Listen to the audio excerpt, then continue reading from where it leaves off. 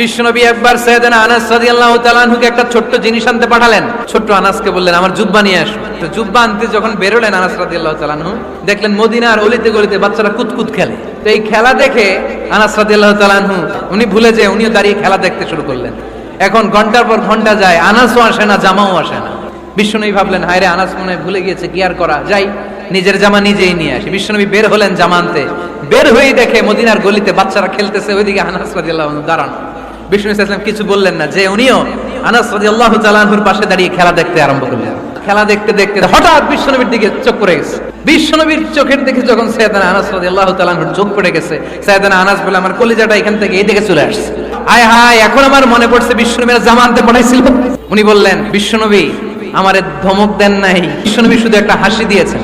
সাইয়েদনা আনাস বলে বিশ্বনবীর মুচকি হাসির শাসন মরার আগের দিন পর্যন্ত আমি আনাসকে সোজা রাস্তায় রেখেছি।